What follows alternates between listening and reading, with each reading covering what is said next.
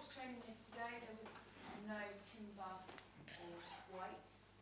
How were both today? Will they make the weekend or not? Yeah, we had to modify training for a lot of players. We've done the same today because of the load that they had. So it's a decision to make this afternoon whether to involve them, yes or no. Are they close to being involved? Yeah, they are close. Yeah, and Tomiyasu as well is quite close to be involved. So good news. In terms of maybe a longer term, Zinchenko and Odegaard, where are they at? Because I know things change quite quickly, don't Yeah. they? Alex probably after the international break, if everything goes well, is progressing really well. And Martin, very difficult because I expected still with the boot and a lot of things, and he's working so hard and he's feeling good and he's pushing it. So difficult to give a timeline. Okay. Last week before the Leicester game, you told us that you'd written you've got the players to write lots of words ahead of the Leicester game to make sure they were focused and there were no slip-ups. I wonder how much you've had to reinforce that because it's another game after another big week where you simply can't afford to drop any points, can you? Yeah, we know the significance of the match, the difficulty of the match. Obviously, last week it was proven the tough schedule that we have and that any opponent can cause you problems. And even when you think that the game is under control, the game can get out of your hands immediately. So it was a good thing probably to happen the way it ended up. And we know the quality of Southampton, in my opinion, a team that is extremely well coached, that they have a very clear philosophy. They've been very unlikely, not to have many more points because there were moments in the game that they were far better than the opponent. And in some moments they got the results away from them, and it will be very tough. And in terms of their manager, he's clearly got a very strong vision and he doesn't want to come away from that vision. When you arrived, you knew what you wanted your team to look like and you stuck by it through really tough times, and I guess it's paid off for you and sometimes it will pay off in the end. It's a hard balancing act, isn't it? Yeah, but I love that kind of behavior. At the end, you have to do what you feel, and he's proven that his philosophy is extremely successful. What he did with Swansea, what he did with Southampton. I think last year they were 25 games unbeaten. It was a joy to play that towards that team play. The same with Swansea, and that's it. And for what I've seen, they deserve much more than what they have already. But this is the Premier League, and the small details are so important to get results. Just finally, Ramsdale is back. I wondered if you'd spoken to him at all since his move? Yeah, obviously I called him straight away after I got the news at the end, and he was really happy. He's a player that we loved a lot, that very charismatic, that he really put his fingerprints here at the club in the way that he was, and yeah, it will be very good to see him. Thank you. Vi from the Premier League. Mikel, good afternoon. Hi. I wanted to ask about the unbeaten run this season in all competitions and of course in the Premier League because you are just one of two teams alongside City who remain unbeaten.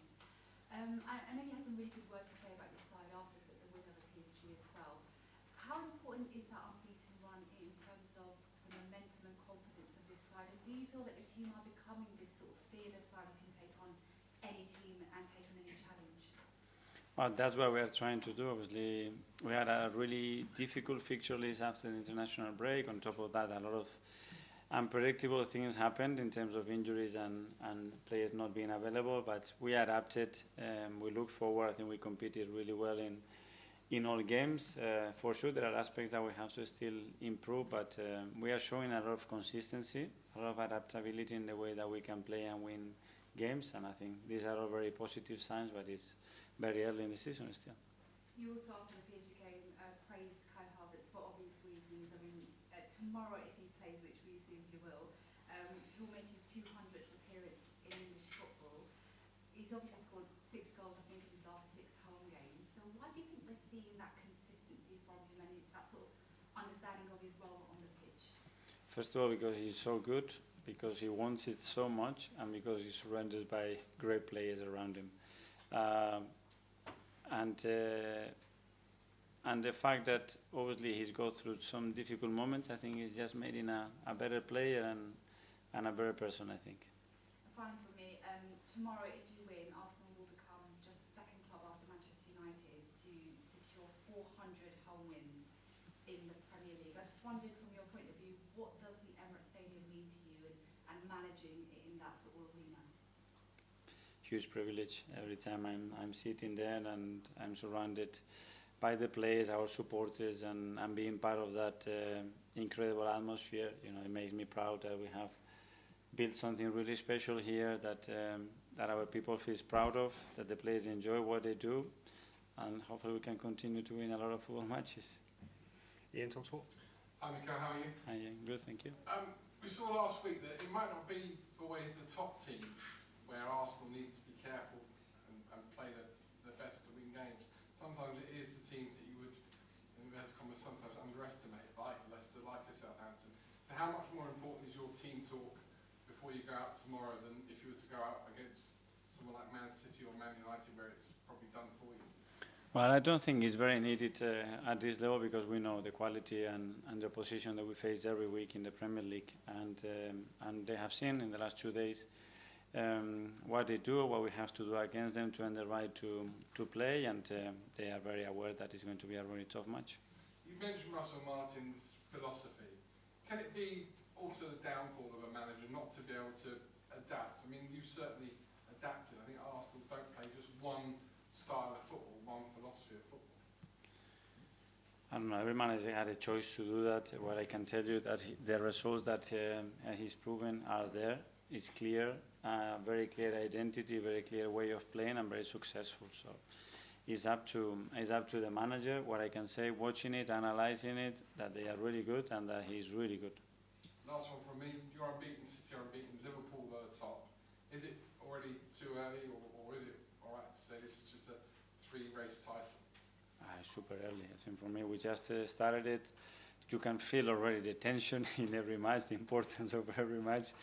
Well, we are just in early October, so imagine. George, BBC. Mikel, just for going back to Aaron Ramsdale, he had such a bond with the supporters. He was very impressive for you that season you signed him. Just as a manager, how hard is it to let someone go when you've decided it's time to move on? Yeah, it is, first of all, because I was very grateful for what he did. You know, when we signed him, obviously, there was a lot of noise around him.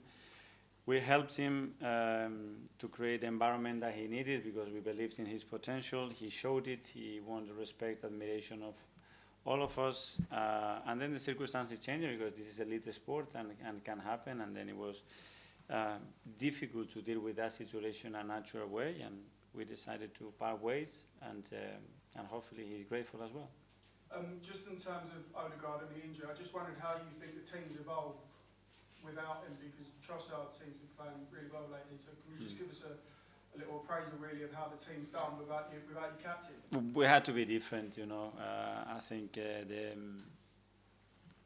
impact that Martin has in everything that we do, it was too big to try to replicate it with one player, you know. And we tried to do it in a different way, adapting a few things and playing in players' qualities, players that can play in spaces, positions, and with the right chemistry around them. And maybe it took a game or two, and then everything started to flow a bit better. But I think we find a way. But we're still missing him a lot, because he's one of the most important players for us. And just on this unbeaten run you're on, I think 15 games now, just what have you made of Saliba and Gabriel and their partnership? Because it just keeps getting stronger and stronger, it seems, every week. Yeah, obviously they are incredibly important for us, but I think the team has built that consistency and that capacity to win matches, because the 11 players are so committed in every phase of play, and they have this hunger and desire to compete for every ball. Thank you. Stephen. Hi. Everyone's talking about this brilliant unbeaten run, brilliant run of form that you're on. But you know, Leicester show last weekend, these games aren't always straightforward. Does that say how big of a test it is against Southampton? Yeah, every 3 days we have an unbelievable test. 3 days ago it was Paris.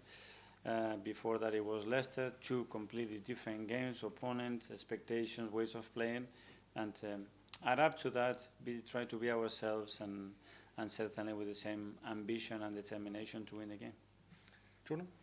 Mikel, just going back to Martin, obviously there was a bit of concern about the creativity when he was out, but Trossard and Havertz playing as more of a front two. Is that something that is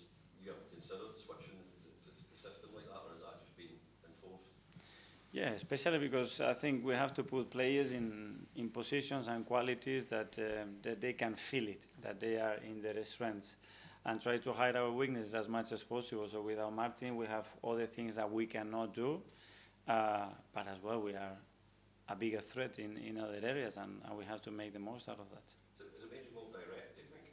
Sorry? Has it made you more direct? In certain games, yes, but I don't think it was because of Martin, more because of the behavior of the position. And just on Kai, you know, you've always spoken about, you know, you might not have a 30-plus goal striker in the squad, that it's about sharing the load. He's got 6 in his last 6 at home. You can see the confidence in him now. Do you think that he could potentially be that player that does get 20-odd goals this season? He certainly has all the qualities, and he certainly has the ambition to do that. At the end, scoring goals sometimes are very small details, and a lot of things have to go for you, but he's got it, and his mindset has changed a lot in regards to that, and he certainly has the ability to do it, in my opinion. Okay, last couple in the live, Kaya. Mikel, last international break, you lost Martin and some important players. I was wondering. Yeah, exactly. Players up to the international break. You know, about that kind of stuff happening again. Yeah, I prefer not to watch the game, nor listen to nothing, and just pray that everybody is going to be fine, because the last one, it was a really difficult one to handle in many ways. Do you think it's a bad idea to have these? There's so many international breaks in this first part of the season. It feels like every time we get going, until we get the momentum going, the international break just comes and stops that. What are your thoughts on that? It's been like this for years. We're not going to change that. It's part of the duties that they have, all the European teams, South Americans as well, is the same thing. But yeah, we have to adapt to that and hopefully be healthy. And Sir Alex used to have a thing where maybe if players were sort of on the verge of injury, maybe encourage them to not go off just because he's trying to achieve big things at club level. I wonder if you ever had a similar conversation with any of your players before they go off? Well, first of all, the players have to be healthy to go to the national teams, but when they are, all of them, when I spoke to them, they all want to be part of that. And it's normal, you know, it's a huge privilege to represent your country. They all want to be involved, they all have their role, they don't want to lose it, and you have to understand that as well. Charles? Okay, I just wanted to ask about Thomas. He started every single game this season, including 2 for Ghana during his national break. I think he finished last season and started 5 in a row. After such a difficult time for him injury-wise last season, for the majority of it, how pleasing is it to see him fit, healthy, and available all the time right now? It must be real good. Yeah, it's very important. He's a massive player for us. He's shown that week in, week out. He's started the season really well, really fit. The way he came back already post-holidays, he was probably in the best condition that he's been. So that was really helpful as well. And now he needs to continue to do that. We have managed certain minutes of him in the right way, and the team is doing that. And then he's doing everything he can as well to be in the best physical condition. I thought Tuesday was arguably his best performance this season on the ball, but off it as well. He just looked very, very fit, very strong. I mean, do you think we're now seeing him back towards his best? Because I think it was a little thought that maybe we wouldn't see him back to that sort of level again because of the injury issues. It's about consistency, and obviously when you change certain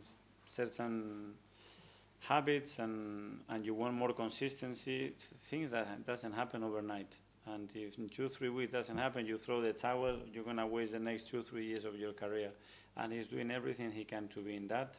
I think his work ethic has been better than ever. I think defensively he's been really solid. And with the ball, he had moments. And the other day probably was his most complete performance because he gave us everything that we want from him, and he can deliver that.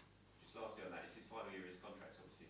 Now you've added Mikel to the squad, so there's extra competition there. Now, is there a case of him almost kind of playing for his future now at the club over the next 12 months or so? No, we're playing to find our best version and to be the most competitive team that we can be and try to win every single game.